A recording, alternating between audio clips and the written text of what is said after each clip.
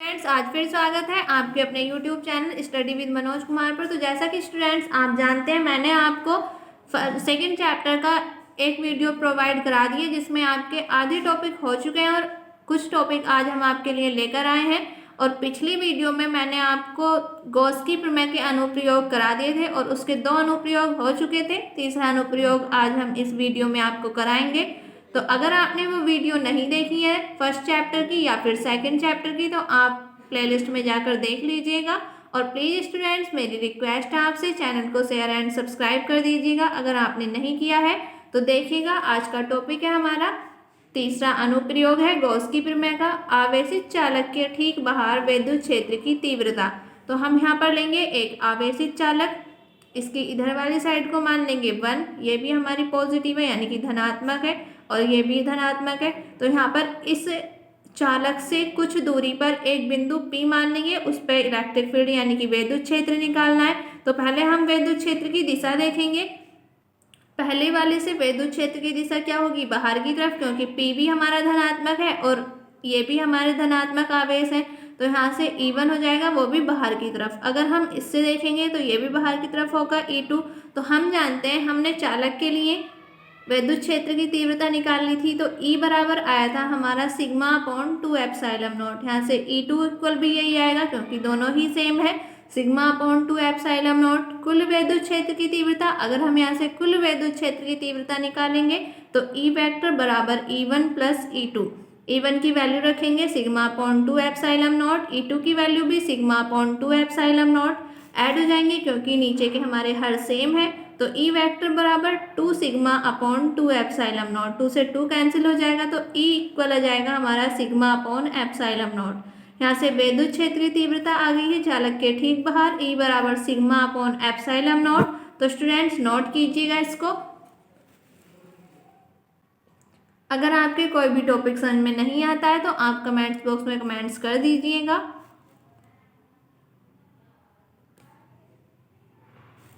देखिएगा, next topic है हमारा समान पृष्ठ घनत्व की धन तथा ऋणावेशित समांतर अचालक प्लेटों के बीच तथा बाहर विद्युत क्षेत्र की तीव्रता। यानी कि समान पृष्ठ घनत्व की धन तथा ऋणावेशित समांतर अचालक प्लेटें लेनी है हमें, यानी कि ये हमारी 2 प्लेटें हैं और दोनों ही कैसी हैं, समांतर है। एक धन आवेशित है और एक ऋणावेशित है। ये धन आवेशित वाली को हम 1 मान लेंगे और ऋणावेशित वाली को 2 मान लेंगे। अगर हम फर्स्ट वाली प्लेट से इसके बीच में यानी कि दोनों प्लेटों के बीच में विद्युत क्षेत्र की तीव्रता की दिशा देखते हैं तो वो क्या आएगी हमारी, अगर हम पॉजिटिव से देखेंगे तो ये बाहर की तरफ आएगी यानी कि धनावेश है, और P बिंदु पर भी धनावेश है तो ये बाहर की तरफ आएंगे और इसको नाम दे देंगे हम E1। अगर हम ऋणावेशित वाली प्लेट से इस पे विद्युत क्षेत्र की दिशा देखेंगे तो ये इधर की तरफ आएगी क्योंकि इनमें आकर्षण होगा तो ऋणावेशित प्लेट अपनी ओर खींचेगी, तो इसको नाम देंगे हम E2। एक प्लेट के बाहर P बिंदु मान लेंगे, उस पर विद्युत क्षेत्र की दिशा देखेंगे तो यहाँ पर प्लस वाली यानी कि धनावेशित प्लेट के कारण जो हमारी विद्युत क्षेत्र की दिशा होगी वो बाहर की तरफ होगी, इसको नाम दे देंगे हम E1। और ऋणावेशित के कारण निकालेंगे तो वो होगी हमारी अंदर की तरफ, यानी कि ये हो जाएगी, और इसको नाम देंगे हम E2। तो यहाँ पर स्टूडेंट्स ये थ्योरी है इसकी, माना कि प्लेटों 1 व 2 के बीच एक बिंदु P पर धनावेशित प्लेट 1 के कारण विद्युत क्षेत्र की तीव्रता। तो विद्युत क्षेत्र की तीव्रता जो आएगी वो E1 equal sigma upon 2 epsilon not. यहाँ पर देखेंगे, इसी प्रकार बिंदु P पर ऋणावेशित प्लेट 2 के कारण विद्युत क्षेत्र की तीव्रता। तो ऋणावेशित प्लेट 2 के कारण विद्युत क्षेत्र की तीव्रता है हमारी E2 equal sigma upon 2 epsilon not. परिणामी विद्युत क्षेत्र की तीव्रता निकालेंगे तो दोनों को ऐड कर देंगे क्योंकि हमारी दोनों ही डायरेक्शन एक ही दिशा में है।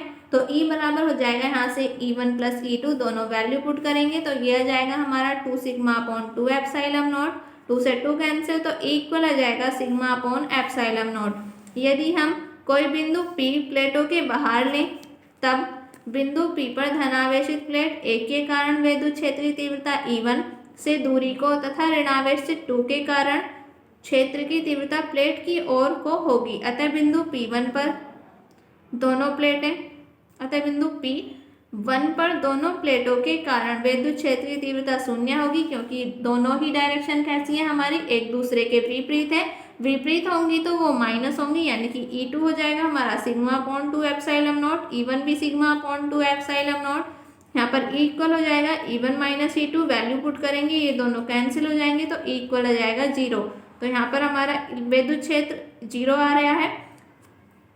तो स्टूडेंट्स नोट कीजिएगा, इसको नोट कीजिएगा स्टूडेंट्स। प्लीज़ स्टूडेंट्स मेरी रिक्वेस्ट है आपसे, चैनल को शेयर एंड सब्सक्राइब कर लें, ये आपका अपना ही चैनल है।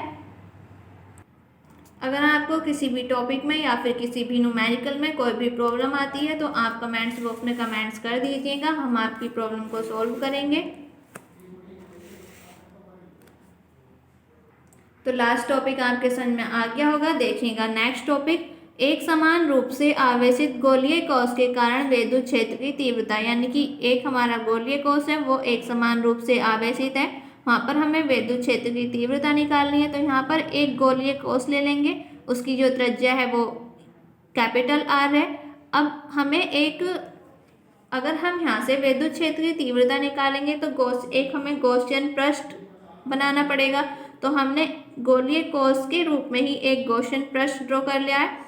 यहाँ पर हम ले लेंगे एक छोटा क्षेत्रफल, ये छोटा क्षेत्रफल हो जाएगा जिसे हमने ओ नाम दे रखा है, और ये हो जाएगा हमारा DA। और मैंने बताया था अगर किसी भी क्षेत्रफल का क्षेत्रफल सदिश निकालते हैं हम तो वो उस क्षेत्रफल के लंबवत होता है। तो ये यहाँ पर हमारा क्षेत्रफल सदिश भी हो जाएगा n कैप, और विद्युत क्षेत्र की तीव्रता की दिशा भी इधर ही है तो थीटा इक्वल, यहाँ पर दोनों डायरेक्शन हमारी समांतर है, समांतर होंगी तो थीटा इक्वल 0 होगा। तो यहाँ से गॉस की प्रमेय के अनुसार काल्पनिक गोले का विद्युत फ्लक्स, काल्पनिक गोला कौन सा है हमारा, ये है जो हमने क्वेश्चन पृष्ठ बनाया है। तो काल्पनिक गोले का विद्युत फ्लक्स होगा phi equal q upon epsilon naught. अगर गॉस की प्रमेय के अनुसार है तो phi equal q upon epsilon naught, और विद्युत फ्लक्स के अनुसार है तो phi equal close integral EDA। तो यहाँ से phi equal q upon epsilon naught, इसको समीकरण नंबर 1 मानेंगे। विद्युत फ्लक्स के अनुसार काल्पनिक गोले का विद्युत फ्लक्स, तो यहाँ पर फॉर्मूला होगा फाई इक्वल बंद समाकलन E vector dot DA vector, इसको ओपन करेंगे तो फाई इक्वल क्लोज इंटीग्रल यानी कि बंद समाकलन EDA cos theta, theta equal 0 है तो यहाँ पर 0 पुट करेंगे। फाई इक्वल बंद समाकलन EDA कोस 0, और cos 0 की वैल्यू 1 होती है तो यहाँ पर हो जाएगा हमारा फाई इक्वल बंद समाकलन EDA, ई बाहर लेंगे हम, इक्वल यहाँ पर हो जाएगा, सॉरी यहाँ पर फाई ई है, फाई इक्वल EDA, और DA की जगह पर हम 4 पाई r² रखेंगे क्योंकि ये गोले का गॉसियन पृष्ठ है। तो यहाँ से फाई इक्वल E 4 पाई r², इक्वेशन नंबर 2 यानी कि समीकरण नंबर 2 होगी। समीकरण 1 तथा 2 से तो Q upon epsilon not equal हो जाएगा E इंटू 4 पाई r²। यहाँ से हम E की वैल्यू निकालेंगे तो ये आएगी हमारी q upon epsilon not 4 pi r²। इसको लिख सकते हैं हम इस तरह से equal 1 upon 4 pi epsilon not into q upon r²। ये समीकरण नंबर 3 मान लेंगे। सिग्मा इक्वल आवेश का पृष्ठ घनत्व, यानी कि ये होता है हमारा सिग्मा इक्वल आवेश का पृष्ठ घनत्व। यहाँ से सिग्मा इक्वल फॉर्मूला होगा क्यू अपॉन ए, यहाँ से क्यू की वैल्यू निकालेंगे तो सिग्मा इंटू ए आ जाएगी इक्वेशन 3 से, यानी कि समीकरण 3 से इक्वल होगा 1 upon 4 pi epsilon not into sigma a upon r²। तो यहाँ से इक्वल हो जाएगा 1 upon 4 pi epsilon not, sigma ए की जगह पर रखेंगे 4 पाई r² अपॉन r²।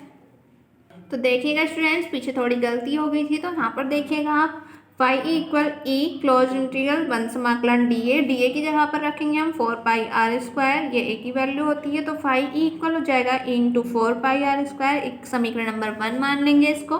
गॉस की प्रमेय के अनुसार फाई इक्वल होता है हमारा क्यू अपॉन एप्सिलॉन नॉट, इसको समीकरण नंबर 2 मानेंगे। समीकरण 1 व 2 से, समीकरण 1 और 2 से दोनों को कैसे कर देंगे, इक्वल रख देंगे इंटू 4 पाई r² equal q upon epsilon naught.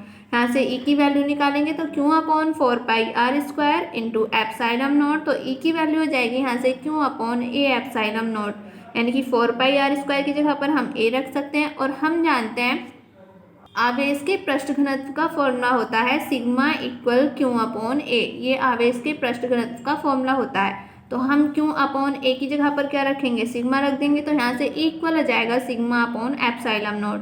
ये तो हमारा बाह्य बिंदु पर वैद्युत क्षेत्र आया है।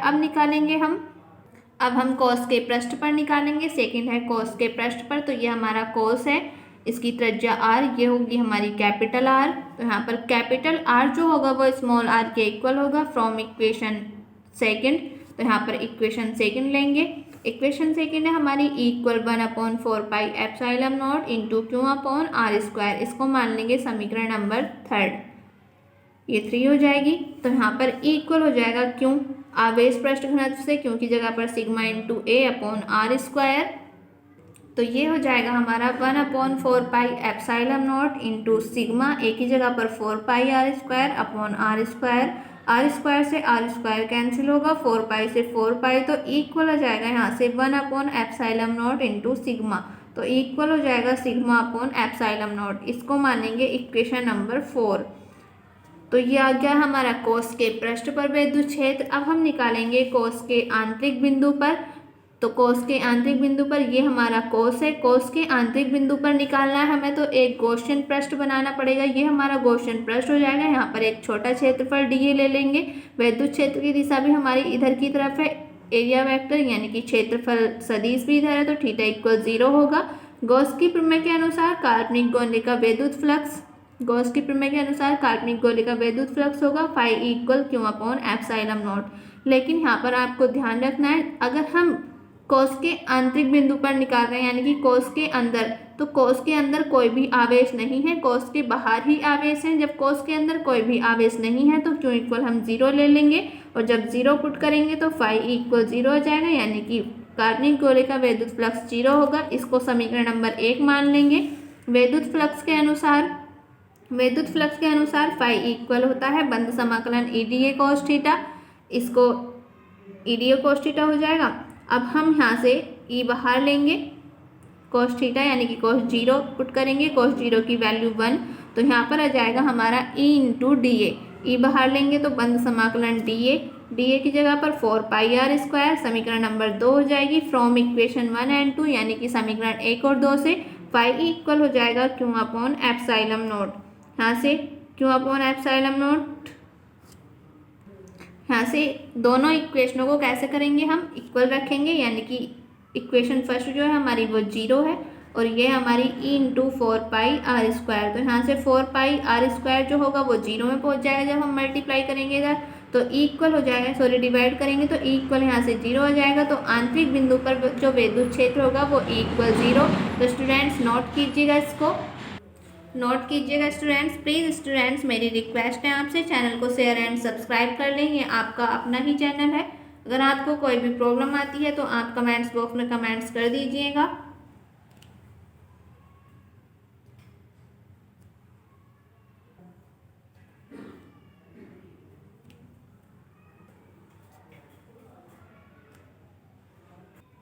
तो स्टूडेंट्स लास्ट टॉपिक आपके समझ में आ गया होगा। देखिएगा नेक्स्ट टॉपिक, एक समान आवेशित अचालक गोले के कारण वैद्युत क्षेत्र की तीव्रता। एक समान आवेशित अचालक गोला लेना आपकी बार हमें, तो यहाँ पर फर्स्ट निकालेंगे यानी कि बाह्य बिंदु पर गोले के, ये गोला होगा, गोले के बाह्य बिंदु पर निकालेंगे तो यहाँ पर एक गॉसियन पृष्ठ बनाएंगे।